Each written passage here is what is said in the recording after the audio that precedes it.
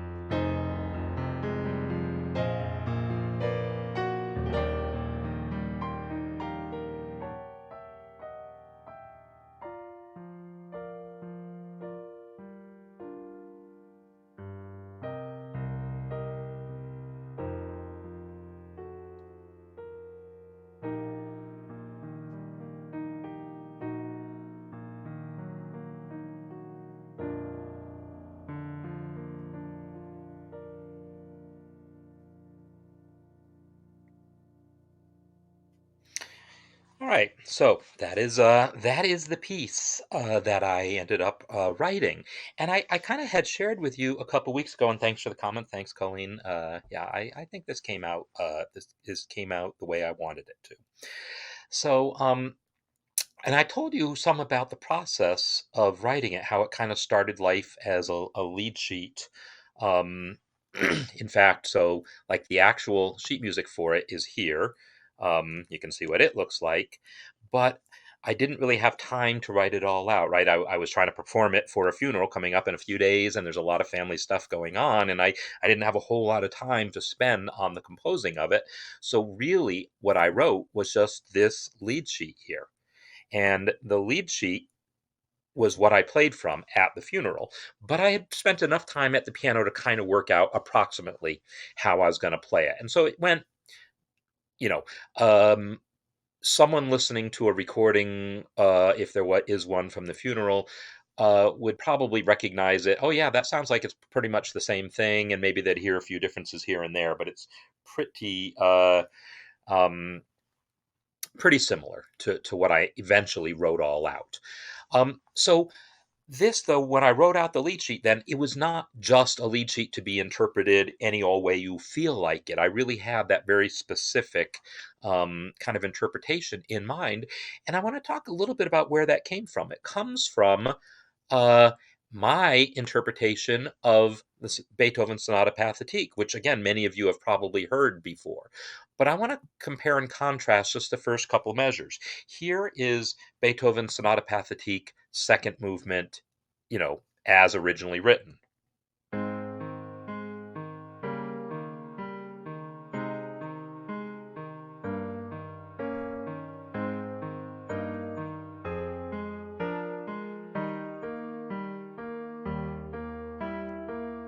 So I'll pause that there because I just wanted to give you the basic vibe of how it's written.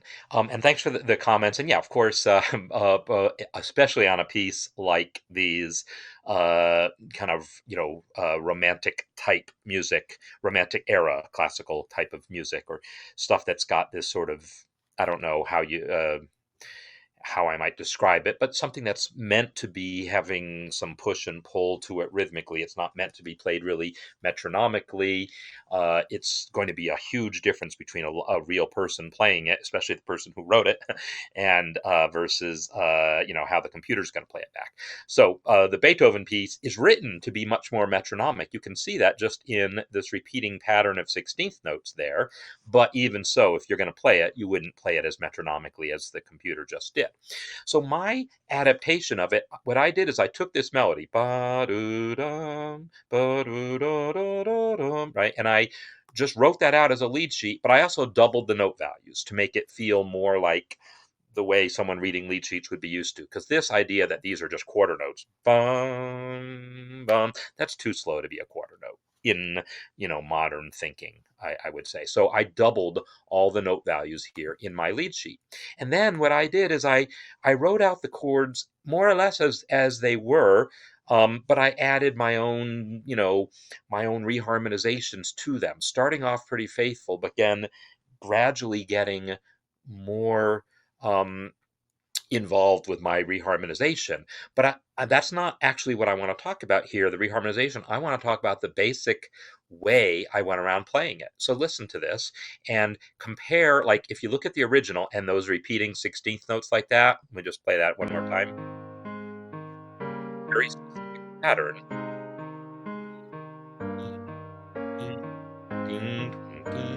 Right? It's that very specific pattern that kind of continues throughout that section, and then the B section has its own repeating pattern, but um it's very much classical in that sense. It's got a pattern that it holds to.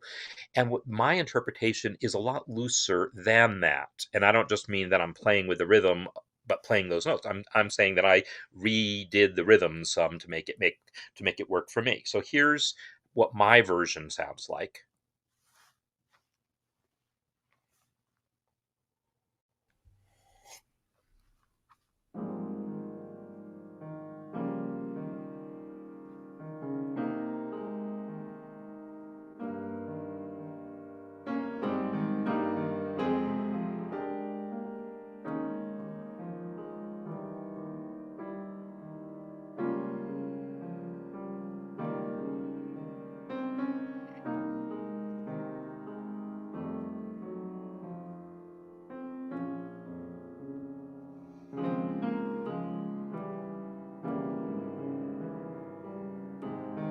So, that is something I worked up like a year ago, just because I've always really loved this piece, thought it was a beautiful song.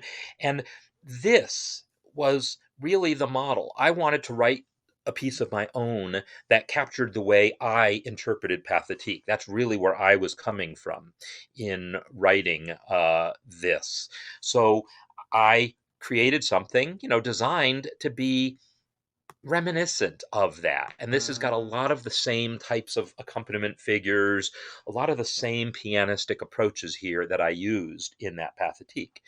So that's where I was coming from in putting this together and how I wanted it to kind of fit together. And I've actually been in the process of creating a whole bunch of tutorials on how I wrote this, and I'm putting them in the members area of the site. So incentive to you to spend $1 and become a member for a month if you haven't tried that yet. And check out all these tutorials that I'll be adding here.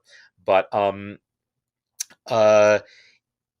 what I want to talk about now is morph into talking back about this form thing. Yeah, Billy Joel definitely used that melody, and there's another pop song based on that same melody. It's just a really beautiful song, right? And so my melody is reminiscent, really, if you look at just the melody.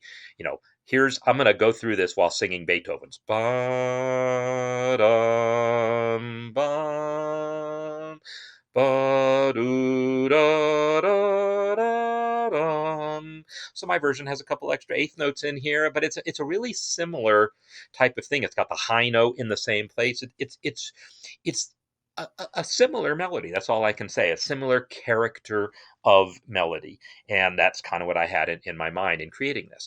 So this, though, is really just a 32 bar form. Beethoven's piece is a longer form because it's got an 8 measure A section that he does twice, just like I do. I have an 8 measure A section here. Here's my 8 measure A section, and then it's repeated, right? With slightly different accompaniment to it. And then there's the contrasting B theme, but contrasting, not hugely contrasting. It's not contrasting because Beethoven's B theme is more significantly different in its character, as is his C theme. His form goes A, B, A, C, A, and then another A. So it's kind of a rondo form. It keeps coming back to that A. Mine is just an AABA form and done. Now, in if I were to perform this like at a jazz club, I might play the piece down and then improvise over that chord progression like I would any other jazz ballad, and then maybe just play it out from the final BA to end it. I don't know. I will probably do that at some point. I've never actually tried it. It's strange to consider, but I've never tried improvising over this chord progression. I didn't write it to improvise over, but it should work out just fine. Um, but in any case, this is an AABA form and done. So when I talk about a jazz performance being like a sonata, so let me recap the idea of the sonata form. It's that you have this exposition in which you state your thematic material, and then you have a development section in which you develop that same thematic material. And then you have a recapitulation in which you restate all that original material again. So that's the big picture there. Exposition, state some material, development, where you develop it, recapitulation, you just repeat the same material again. And that's what happens in a typical jazz performance, right? We play the head, as we call it. We then improvise over that chord progression. That's like the development section. And then we play the head again. That's the recapitulation. So, really, the big picture there is pretty similar. And then you can drill down a little bit more and see more similarities. A sonata not only has that big picture of exposition, development, recapitulation, but the exposition is typically characterized by two contrasting themes, the A theme and the B theme. Well, most jazz tunes, AABA form A and B, or it's maybe ABAB or ABA B prime, a slightly different version of B. Sometimes it's different enough we might call it ABAC, but basically there's an A theme and a secondary theme. And so that idea that the exposition has two contrasting themes is another connection between sonata form and how jazz musicians typically interpret tunes. So uh, this idea that this has two themes to it, an A theme and a B theme, you might say, well, that could be something that you could use in a sonata form as well. It's got two themes. But I would say the character of my A theme and my B theme aren't very different. They're in a contrasting key, right? The A theme is in B flat major,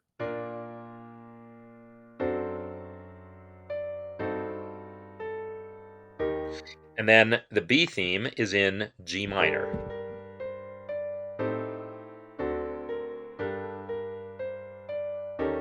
So relative major, relative minor. Often in this type of tune, the B theme would be in a more distantly related key, but I chose to keep it more similar. And I chose in part because that's what Beethoven did in his, and I was sticking closer to that model. Um, I wasn't like thinking I had to, but it just felt right. I didn't feel like going any further afield. Um, so if I go back to the actual piano version, it maybe makes a little more sense than continuing to look at the lead sheet. But um, the if you look at just the way it's written, you can see melody with written in half notes and quarter notes, and then this, eighth note kind of arpeggiation is the same. That's the A section. Well, here's the B section here, and you can just looking at it, it looks quite similar, right? So you can tell by how it's written that it's going to be very related. And that's fine for what my purpose was. But if you're writing an actual sonata, like a sonata form piece, and you want to have an A theme and a B theme, my recommendation is you make them more contrasting than that. These are too similar to be that is what I would say. Not that you couldn't try to write a sonata with the two themes that similar, but part of what makes a sonata work is this idea that you have contrasting themes to work with, and that gives you something interesting to do in your development. And it just gives the piece enough character so that, it sustains interest over the several minutes that movement is going to last. I would contrast that with the idea of a fugue, which, of course, I've been talking about counterpoint a lot. In a fugue, you typically have one theme, and it might be just one two measure theme. And then that entire fugue is based on that one theme. Well, there's a whole different vibe that you get from developing an entire work off of just a single two or four measure theme versus the idea of a sonata where you've got two longer and contrasting themes that you're building a piece out of. So the whole idea of a sonata is to create something that's very different from what you would get if you were only working from a single theme. Now we've got two themes. Now, a rondo has multiple themes, more than two themes, and then it's a way of combining all of these. And then there's other, things that you could write that have as many themes as you want in any order that you want. There's lots of different ways of constructing music, but the sonata form has proved durable and powerful over the years. So, what I want to do is take a look at some of the music that. Oh, I also wanted to point out one other thing. If you look at the music or listen just the flow of melody against um, the eighth notes, I'm going to contrast that. I'm going to crank up the tempo for a second. Let's hear it twice as fast.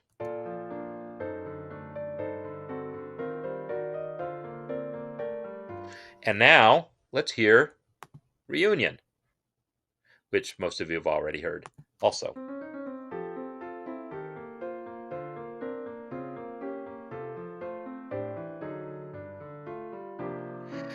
Now, hearing these two back to back, is there like really any doubt? Could there be any doubt that these were written by the same person, or at least someone who came through the same path in life? I mean, these pieces are way more similar than I actually ever would have set out. I'm going to undo any changes I did here because apparently I've done something because I see the asterisk there, but I've undone everything and the asterisk is not going away, so I'm not going to worry about it. But there's even some really specific, that exact little line over a B flat chord, third root, stepping up to the second, coming back down to the root, that exact same line happens here, right? And then on the G minor chord, the fact that I've got a G minor chord, then stepping up to the second, down to the root and the second being on the beat. That exact thing happens here. So unintentionally, I wrote this piece in a way that's very pianistically reminiscent of Reunion, and that was not my intent, but yeah, it's. I'm not saying that that's like every time I write a piece it comes out this way, but it is interesting to me in retrospect how, despite vastly different tempos, I tended to write a lot of the same figures, and now I'm like, I could question myself, was that wise? But yeah, whatever. It is what it is. So, that said, I just want to take a quick look at some of the pieces that some of you have submitted that relate to this idea of multiple themes, and talk about this. So the first one is actually Gijs's piece here that has two themes. And so he's calling it a short sonata. I might refer to this as a sonatina. A sonatina is a short sonata, but in particular, it generally means the development section is especially curtailed to the point of maybe not existing. And I think that's what's going on here. I think there's not really a development of the themes. The themes themselves, though, are more involved than they perhaps needed to be for a short sonata, because they're actually nice. They're quite nice. But here's the first theme.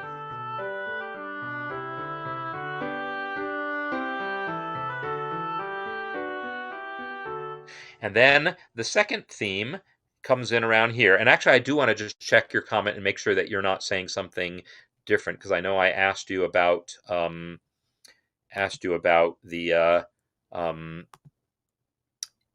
the form in there, and I just want to make sure that I'm not telling lies about how you were imagining this form kind of working here.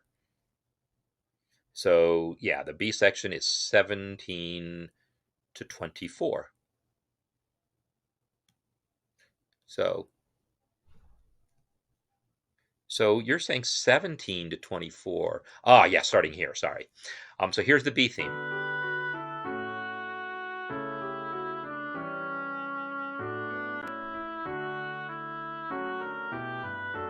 Right. So those are the two themes. I'm just going to play the piece out now because no reason not to. It's a couple minutes long. Let's hear some music here, and I'll talk a little bit about what's going on.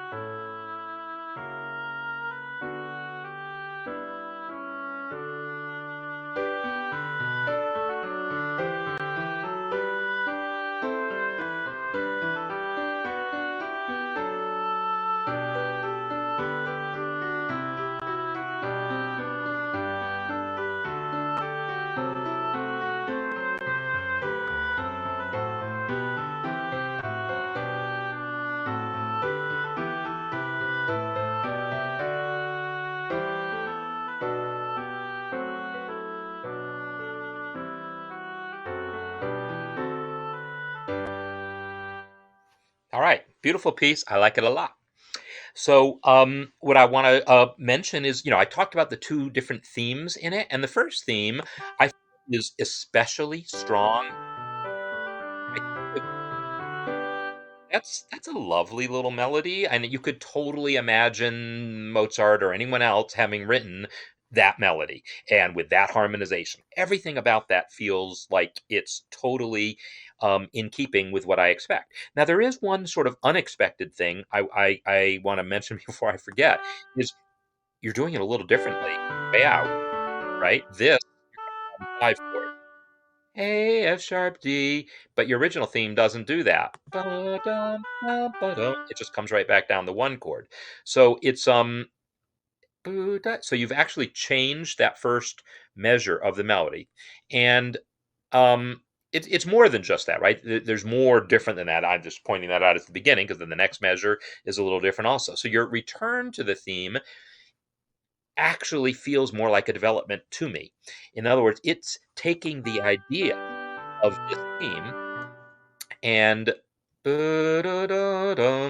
this is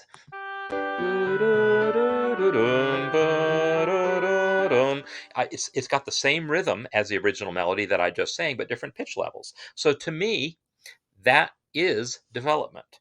So I would say this would totally work as a development section, and then you could always just copy and paste the original A and B theme back and have your recapitulation and be more or less done with that. Um, so so that is something you might want to recommend.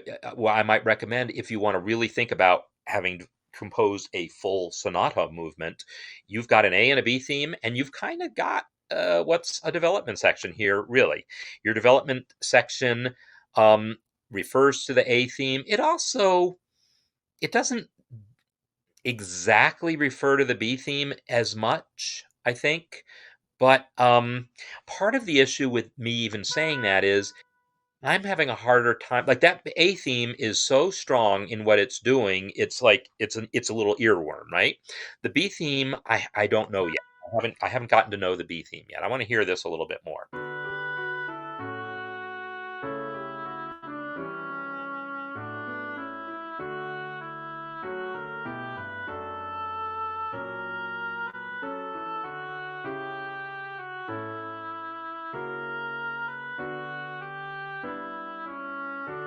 All right, that is also a nice theme. It's um it's shorter, and so it didn't get as long of a chance to sort of uh work its way into my consciousness, and then it was never really reused in the development. So in a regular sonata, then we would have repeat signs here. So let me just actually add a repeat there. I got to make sure it plays back. Okay, so I'm going to add a repeat there and just see, um, how well it actually works here. I'm going to start like four measures before.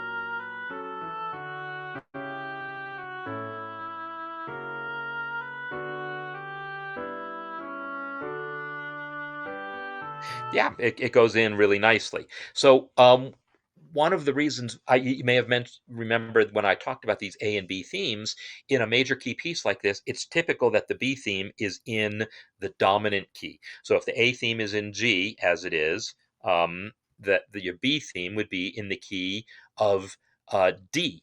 Now, this secondary theme is kind of in the key of D. You've given us an actual key change to suggest that, which, by the way, you wouldn't normally need to do. One of the reasons when it's in a related key, all you need is one accidental to tell that story, and most of the time you don't bother with the key change, with the actual key signature change. But the thing that's interesting to me is right off the bat, you give me a B minor chord.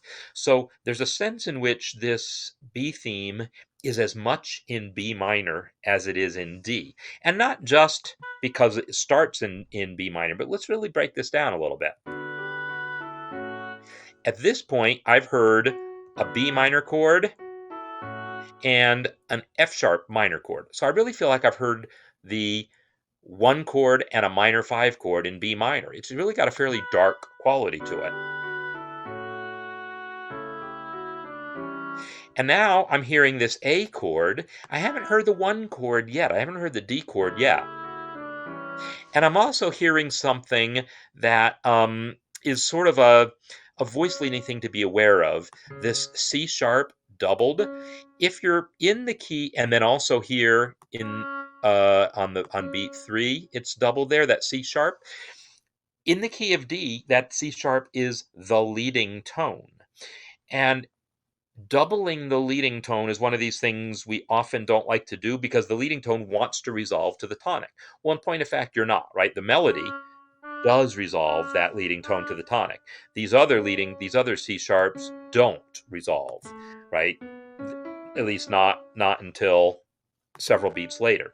So it's not like a huge issue, but I guess what I would say is over the first two measures, I'm having trouble in my ear sorting out what the tonality actually is because I'm not hearing the D chord and that use of the C sharp as an apparent leading tone that doesn't actually resolve is uh causing my ears to question what I hear a little bit. Now I finally get the one chord right there. That's my first actual one chord. Maybe here,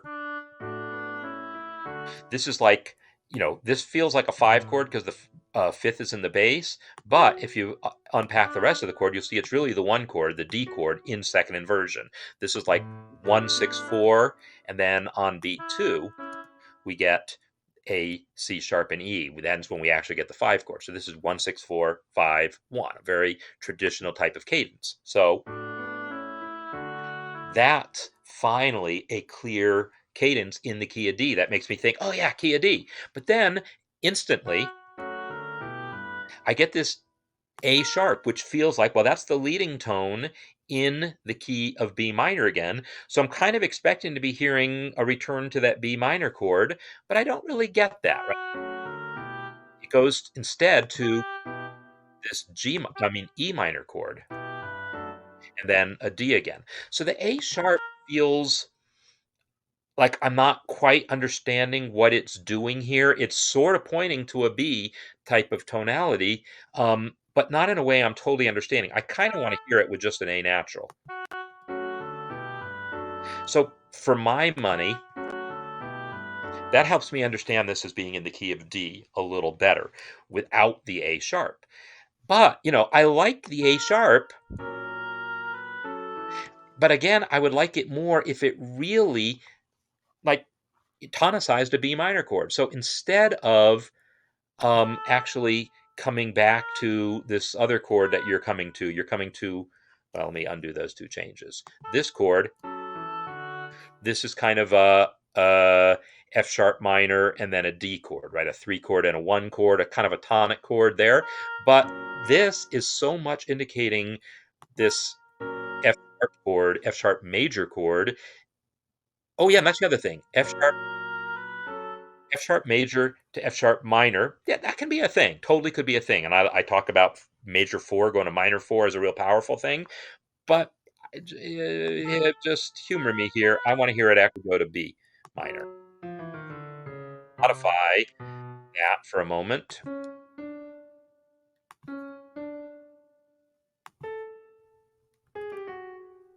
And let's hear this. So by doing that, I'm giving the A sharp more of a purpose, right? The A sharp is now the leading tone to the B minor chord.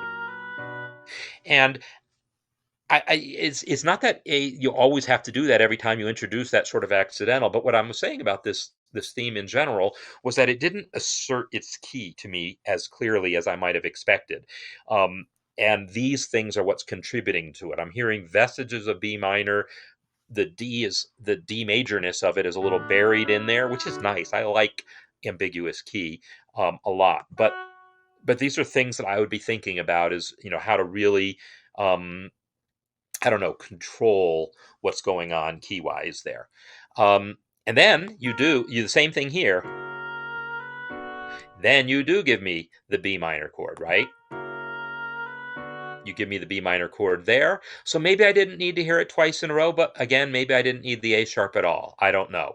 I feel like though those three A sharps with only one of them doing the thing that I expected is I don't know, it's a little confusing to the ear, and so my ear really kind of hangs on that note and doesn't understand it as well as I might like. But then the final cadence going to D is exactly what we want because that's what you generally expect. Again, that secondary theme to cadence in that key, the key of the original five, and that way that D leads nicely to the G that starts the piece again. In other words, by ending on a cadence that leads to the original five chord, that's the one chord in the key of D when it happened. When it happened here, this is the one chord in D, and then our ear reinterprets it as the 5 chord as soon as we hear a G chord next. So that's exactly what sonata form, this whole manipulation of the key center, is designed to do, to make you hear a transition that can lead back very nicely to the original. And that's why when you do the recapitulation, the tradition is don't, to actually have, when you do the recapitulation, if you do copy the A and B theme again at the end, you would keep the B theme in the key of G, because it's not going to repeat at that point. It's not going to go back to G. It's going to end. This is going to be the last note of your piece right there. And traditionally, we end in the same key we started in. So, in any case, those are some of my observations about the themes there. The theme itself has a good contrasting quality. I will say that the change in tempo there is, you can do that. You can totally do that. But I would actually challenge you to think in terms of how to get the contrast without the tempo change. How to do it by changing maybe the rhythms you're using, instead of being about quarter notes and dotted quarters and eighths, which is, you are slowing down the melodic rhythm here, because there's more half notes, fewer eighths. And so maybe without the tempo change, and you also don't have as many eighths in the accompaniment, right? There's moving lines, but not these arpeggiated lines. I kind of think it would work equally well without the tempo change.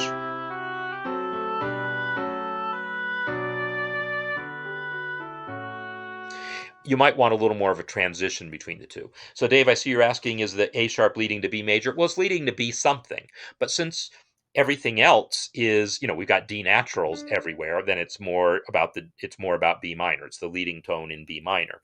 But yeah, the leading tone is essentially borrowed from B major, but everything else about this passage is diatonic to D major or B minor. So, yeah, there's nothing in it that says anything. This would have had to have been a D. We would have had to be hearing D sharps throughout this piece for me to want to hear anything about B major. Let me undo all those changes, because I just wanted to, illustrate things, not actually change Reis's piece. So, in any case, my one challenge that I would give to you when you're doing this is to not rely on the tempo change to create the contrast. I'm not saying you can't have it, but if you actually look at the sonatas and symphonies and so forth that are out there, typically you don't see that. You don't see dramatic tempo change. This isn't very dramatic. But one of the things that's going to happen is in the development section, we're going to often be weaving these multiple themes together. And so they're going to have to work at the same tempo ultimately, in order for the development section to be able to do what maybe we expect the development section to do. So, you might want to see if you can just, in how you write your accompaniment, like, even if I'm going to make another change. I'm going to delete the tempo change, and I'm just going to change these to all quarter notes so that I don't have any eighth notes. I'm not, I'm just going to do that. I'll have very few eighth notes. And now let's see.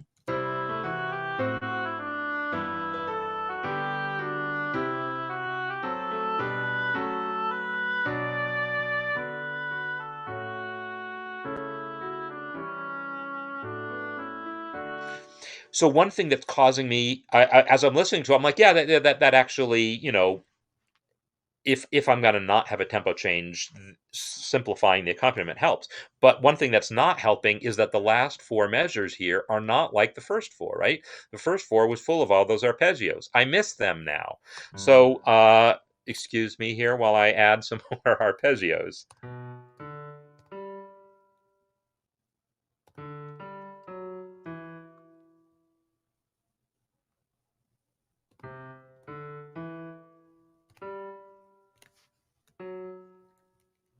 All right, so now I've added some more stuff.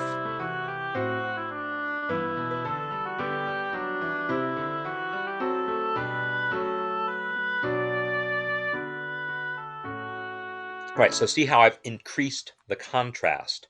This is a thing that comes from my experience also painting as a like a landscape painter. Sometimes you often like to tell stories about edges, the edge between the tree and the sky, or between the water and the land, or whatever else. And often we tell that story by creating that edge and really working that edge, increasing the contrast there at the edge, while acknowledging that elsewhere in the painting you might not have that same degree of contrast, but you kind of enhance it along the edge. It's sort of an artistic concept that you'll see a lot of painters going with. So uh, in this case, all I really did at the edge was made it more. So what you've actually done, what the original had here, was lessening the contrast at the edge. So maybe that was more the transition you were looking for, and I made it worse. I don't know, but I actually liked it better with the more abrupt transition in this case. The transition as you originally wrote, um, I don't know. I'd have to live with it longer to decide, because it's definitely a transition, right? The accompaniment is transitioning in. It's going from all those arpeggios to this other thing. But also, I should point out that we get again the final cadence. That A theme is actually in B minor again, which is also part of what's setting that up for me. So, Dave's question about, does it matter if you have an A sharp that's out of place? I get the question is, what do you want to sound like? If you want to sound like Haydn, if you want to sound like Mozart, if you want to sound like Beethoven, if you want to sound like Chopin, then you don't do the things that they didn't do either, because it's not going to sound like them. And so what I would say about those non-resolving A sharps is they pull it in a totally different direction. And yet most of the rest of the piece is in that world. So it's got one element that's taking it outside that world, but it isn't necessarily like accomplishing anything in particular. It's not used consistently. I'm not seeing that same use of that device used elsewhere. So it feels kind of random to me. Now, if you like it, then fine, you like it, and there's there's no rules about what you can and can't do. It's more how to create sounds that sound familiar to people. And that A sharp, as was used there, the couple ways it was used is definitely not familiar. You're not going to find other examples in other music of this type of genre that does that type of thing. So it is going to stick out to anyone whose ears are accustomed to traditional ways that this type of music is produced. So I don't want to say that the goal isn't to sound like 1750, but like if you think about my piece, there's all sorts of places where I'm not at all like Beethoven, but I'm fairly consistent about them. Like right off the bat, chord is a major seventh chord. If that had been the only major seventh chord in the same piece, I would have critiqued myself the same way. But no, you'll see I'm using the major seventh chord consistently throughout the piece in the places where I would expect it to do the things that it's doing. It has a purpose to add a particular color, and I use that color consistently. And here's another sort of artistic concept. If you're going to use a particular red somewhere in the painting, maybe use that same red elsewhere in the painting too, to give the overall thing harmony. So my observation about this would be the same thing. If you're going to introduce a new element, like I introduced major sevenths to what was otherwise a Beethoven-esque harmony, you do it in a way that sounds deliberate. And so I would make the same challenge here. If you want to introduce these elements, do it in a way that sounds deliberate. So it takes care to expand, to create something that feels related to the past but expanding on it. That if it's done randomly, it's going to come off that way. And if it's done with care, then you've expanded the tradition, and now people can now follow your tradition. And that's kind of the goal, is in introducing new things, to do it in a way that's like, oh, I see what's going on here, and I can do some more of that because I like how that sounds, and I can make that work. Okay, so that was kind of a completed piece. That was a short piece, and yeah, you could again take that whole end section, call it development, because again, that end section isn't identical to the original A. It's related to. Now here, maybe this is the development. It's a very short.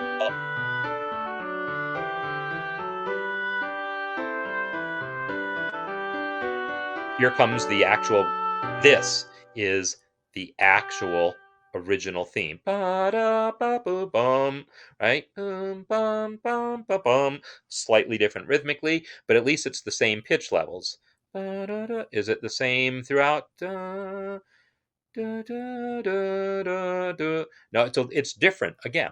So, but at least it feels like these first 4 bars here of the return of the theme was more the development, because it's the part that's more obviously different, and then this is the part that feels like the actual return of the A theme, even though it's not identical. But so you could rework that ending to make it more straight on sonata form. So as far as there being a completed piece that's in sonata form, this one's close to being there. Now, Humbleman Music, I know you've got some themes here I talked about briefly, and I would just say uh, yeah, world building is a good analogy. So you've got, right,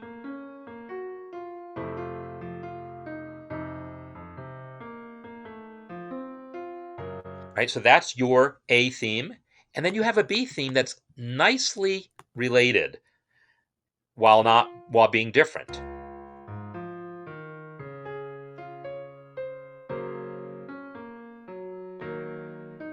So to me, that totally exemplifies the kind of thing I would want, in that the themes are obviously different. Now here again, you've got tempo markings that make them more different than you might want them to be once you glue them together, because you want them to be able to work together. So I want to hear how this works at 69.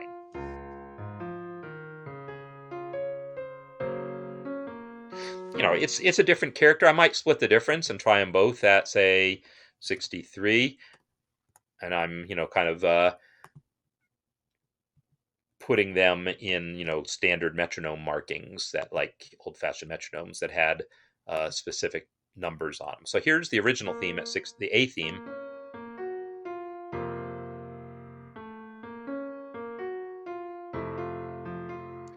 It feels slow, I would acknowledge, but let's just hear it with this one also. Maybe a little faster on both of them. Anyhow, again, I'm not saying you can't have tempo changes, but it is going to cause there to be issues as you develop the themes together. If one of them doesn't work at the other's tempo, it's going to limit your options a lot. Um, if they can both work at the same tempo, you have a lot more you can do in your development. So you might want to just be thinking about that. I kind of want to hear this one at 66, and then the other one also at 66. I think I'm going to like the first one at 66 a lot. The second one I'll still think is too fast, but here we go. That's fine. It's lower than it was before. So that, now let's hear this one. Yeah, okay, so if it were me, I would probably put them in the same tempo there, and then realize that, yeah, in performance, a pianist can deliberately slow this one down a little bit without you having to like notate it as an actual tempo change. And then during the development, when you tie them together, the skill of the pianist in figuring out how to push and pull the tempo could be what you want. However, I would also observe that this type of rhythm isn't the type of rhythm you typically take a lot of liberties with. I think Dave called it a habanero rhythm, which is true. I called it a tango rhythm, whatever. It's definitely a Latin type.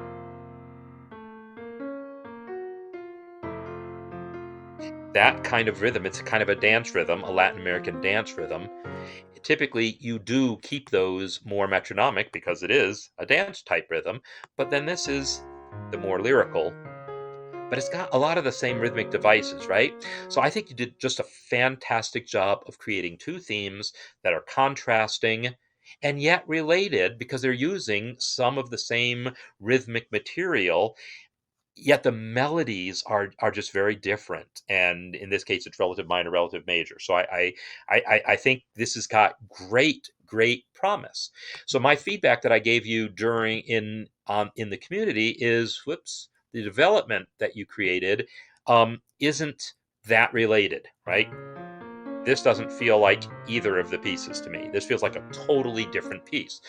If you look at actual sonatas, And that's what I would definitely recommend doing. Don't just like listen to a few words out of my mouth and then go off on a wild goose chase. Look at some actual sonatas like that Beethoven one that I had up earlier, or well, the first movement of the Beethoven Pathetique. But a few weeks ago, I had the Beethoven G major sonata. I had the Mozart C major sonata, and there's a number of other, Clementi C major sonatina is a good model also to really see, although that one doesn't have much of a development at all because it's a sonatina.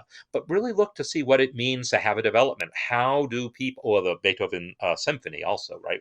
We looked at the Fifth Symphony and look to see how the themes are developed, because the goal here is to feel like it's a coherent whole. So your two themes relate to each other marvelously. The development should also relate in the same way that those themes related to each other, as opposed to feeling like there's totally new material. So what I understand is the case here is you've got some harmonic similarities. I would just say that's not enough. It's not enough for the average listener to relate them together. We want rhythmic and melodic similarities. Now, I say this despite being a jazz musician, and I said, what we're going to do is we're going to play that melody and then we're going to improvise over that chord progression, and that's our development. And then you'd say, well, wait a minute, the only similarity is harmonic. Yeah, but it's the exact same chord progression with a new melody. And that's kind of a jazz ism. It's not something I would expect in a sonata, is that you literally take the same chord progression, just put a new melody to it. You could do it, but it would feel odd. And I would encourage you not to do the things that feel odd, but to do the things that are actually traditionally done to get a better feel for them. Then you get a better feel for, like, oh, now I want to do something different. And now I see how I can escape from that by putting a new melody to the same chord progression.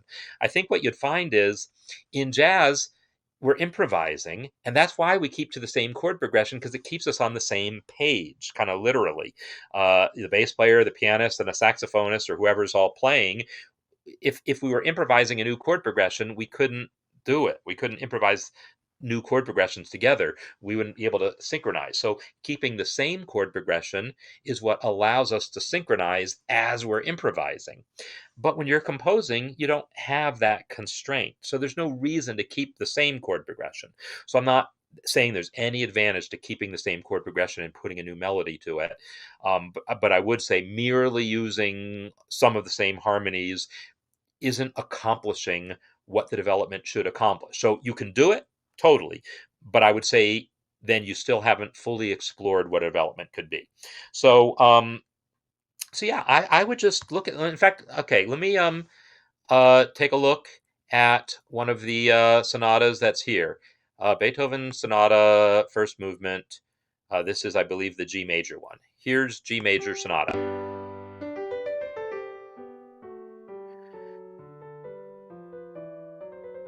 So there's the basic theme. And then we have our secondary theme. Is that the second? Yeah, I should have looked at this in more detail. Okay, here's the start of the development. How do I know it's the start of the development? Well, because there is the repeat sign. So let's listen here.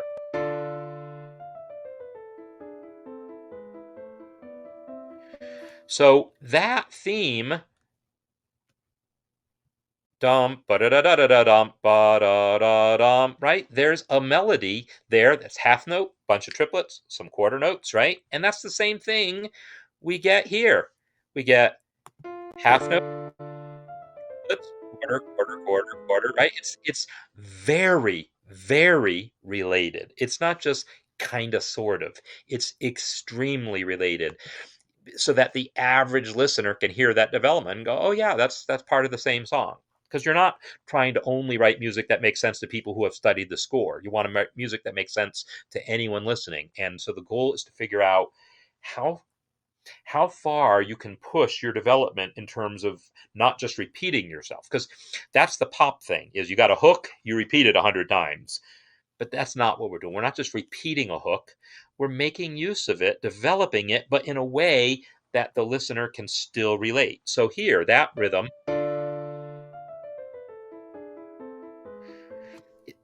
not only is it half a series of triplets and then 4 quarter notes, but look at the contour of those quarter notes. Ba-do-da-da-dum. And in the original, it's bum ba da da dum. It's a very similar contour to what's happening there. And then also, if you look at the accompaniment pattern is based on triplets once we get to this section, right? So we've established that an accompaniment pattern based on triplets is a thing, but also the accompaniment pattern based on eighth notes is a thing because it happens over here.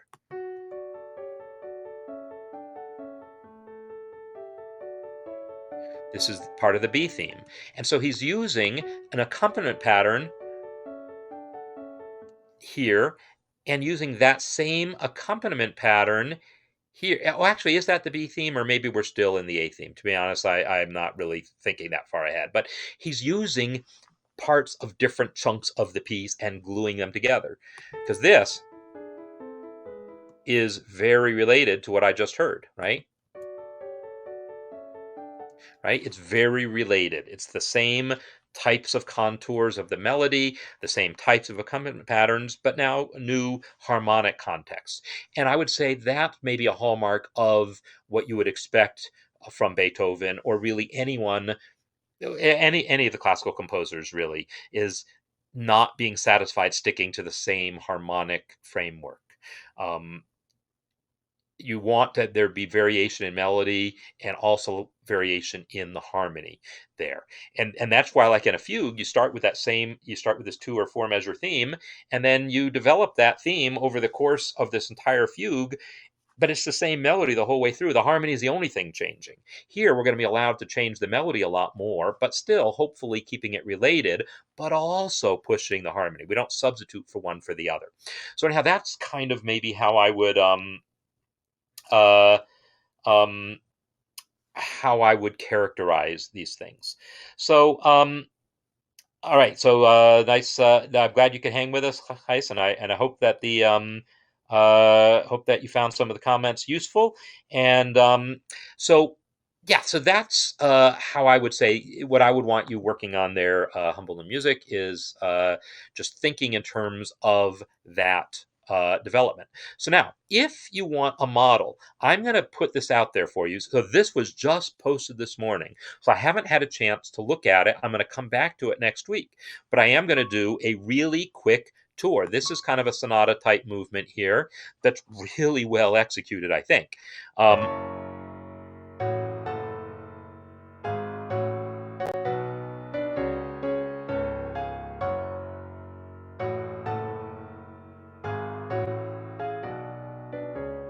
Okay, so there's your A theme right there, or at least, a good portion of it. So Trevor is the composer of this, and it's got a lot of cool stuff going on. He develops that theme through use of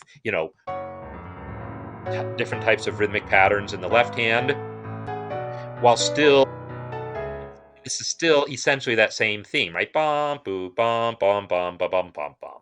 And then here is basically that same melody, but this time accompanied but differently. It's not the same melody. It's transposed up a third. It's an elaboration of that theme that's very nicely done. And in any case, so he's got a lot of cool stuff going on here. And then you get to the secondary theme, and boy, is it different, right? So let's hear a little bit of that.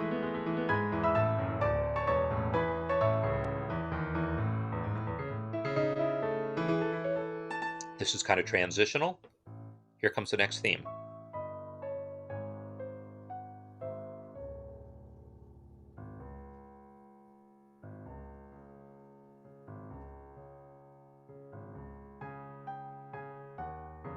This is like the secondary theme.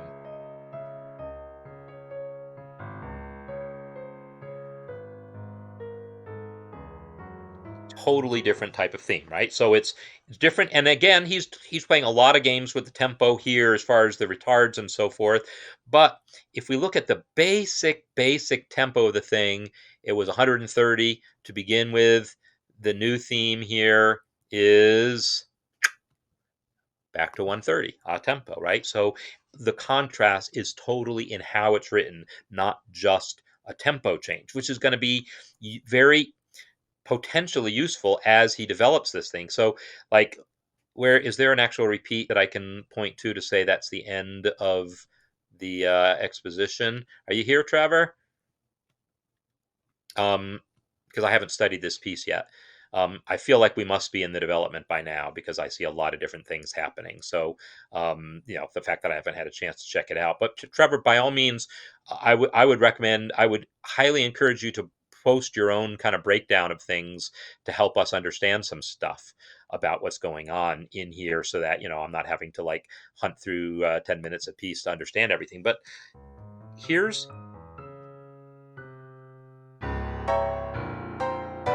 right there is a good example of what I mean about tying the themes together. This feels like it's something from that secondary theme. This feels like it's something from the first theme. And he's just sort of juxtaposing them, working them together. Again, I don't really know what's going on. I'm speaking really off the cuff here, but that's kind of what I'm perceiving here. So everything, in a really cursory glance at this and just skipping around through it, I kind of feel like it's probably a really good model for people to look at there. But certainly any Beethoven sonata, any Mozart sonata is also a great model to look at. So, people who are still working on sonatas, by all means, keep on them. I'll probably be talking about other things going forward as well, because there's lots of stuff to talk about in life, and there's only so much time. So every week I want to find something to be talking about. But there's a lot of mileage to be had in talking about sonatas, especially because we're still working towards a few people having completed sonatas. And this one Trevor posted was actually composed a while ago, I believe. So it's not like he just wrote it in the last 2 weeks or something. So I'm still would still love to see someone have a completed sonata with all the pieces in part. Now, Dean, did you have one? Now I can't remember. But in any case, so next week we'll continue looking at submissions that come in, whether they're sonatas or whether they're anything else. And there's a good question about improvise, and I want to actually talk more about improvisation and how it relates to composition. So uh, the question is improvised composition a thing? Well, yes and no. I mean, if you want to define improvisation and define composition in ways that give those terms meaning, then they're different, right? But you could blur either definition to start to meet the other, because yeah, there's a lot of music in between there. There's a lot of music that's like largely composed but with some of the details improvised. To be honest, a lot of what I do would be that way. I would work out some details, improvise others, and that's absolutely a thing. It's also a thing to improvise something in a way that you strive to make it feel composed somehow. I would say I don't really do that so much, but Bach definitely did that. Bach was well known as an improviser, and a lot of composers were improvisers and used that as a springboard to their compositions. So yeah, there's a lot of mileage to be had in looking at the relationship between improvisation and composition, and that's something I definitely want to return to in coming weeks. So, with that said, I feel like I've covered some good stuff here. So I'm gonna let you guys get back to writing music, so I have some more music to look at next time. So again, my name is Marc Sabatella with Mastering MuseScore. This is the Music Masterclass. I want to thank everyone for being here. We're here every Thursday pretty much, like off, but I'm usually here every Thursday doing some version that's about talking about what's involved in making music and all these little decisions. And I come back to something Dave was talking about with that A sharp, and whether it's a problem. No, nothing's a problem. There are things to think about.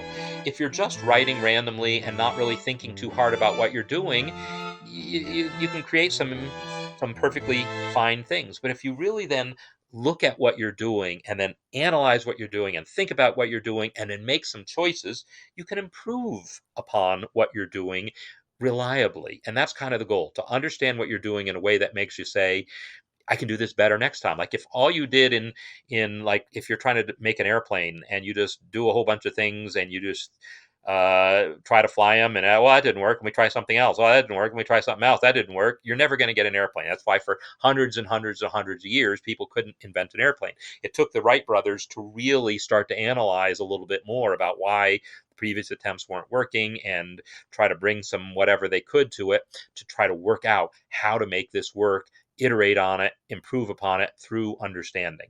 And that's how you end up with an airplane, not a bunch of crashing machines. So anyhow, that's my little lecture. It's not about right or wrong, because those crashing machines could have been perfectly fine devices, but there is value in looking closely enough to improve. So that's my challenge to you going forward. Look at your own music, with a just look at it under a magnifying glass to really see, what could I do differently? What choices am I making here? Is this the choice I want, or is there another choice that I will like better? Might not be right or wrong, but make sure that you understand your choices and choose the one that's right for you. That's my lesson. All right, I will